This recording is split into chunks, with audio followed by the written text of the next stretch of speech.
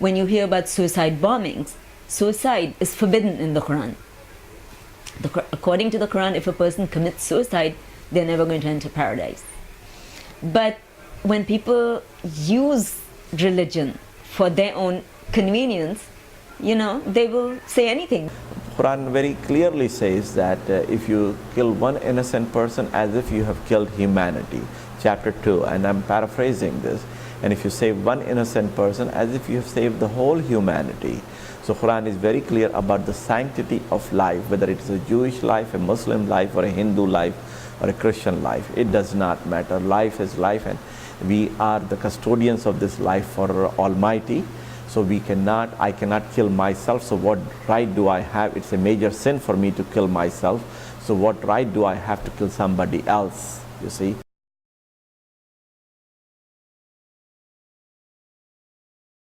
Misrepresented as far as what the Quran or Islam teaches about the role of women. But as far as the culture, what you see happening in different countries, that unfortunately is true, because it's been a patriarchal society. Men, want to have control over women. So the best way to do that, to have control, is to keep them ignorant.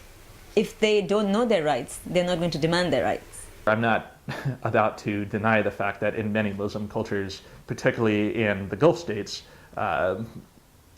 misogyny, sexism, the oppression of women, what have you, is abundant.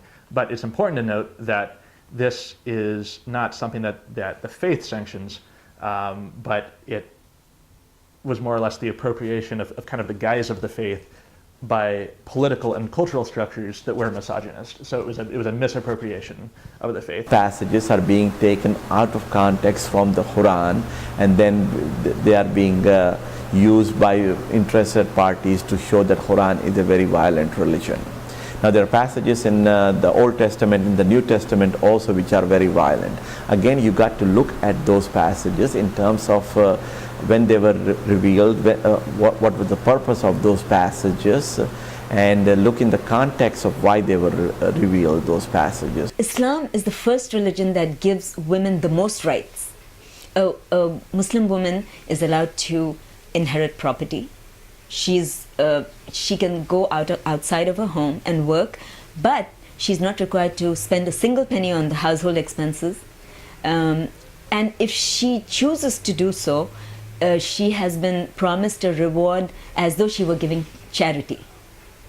It's the husband's duty to take care of the wife and the kids. So, the way it goes for a Muslim woman is what's mine is mine and what's his is mine. In fact, just the barest examination of Quranic texts shows that, in fact, the abuse of women is the most un-Islamic thing that these societies could participate in. The hijab, for example, I don't see why it should affect anybody else. Me wearing the hijab, why should that affect you in any way? It's, like you choose to wear jeans or whatever, and I choose to wear a skirt.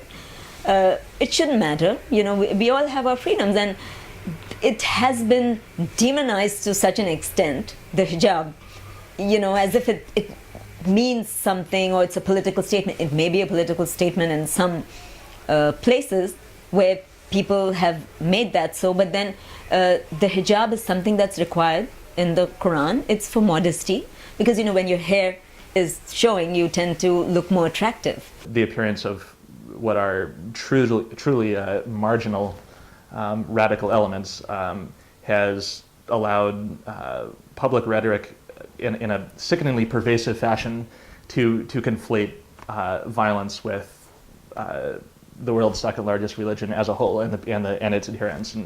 And I find built into that, and the ease with which it spread, a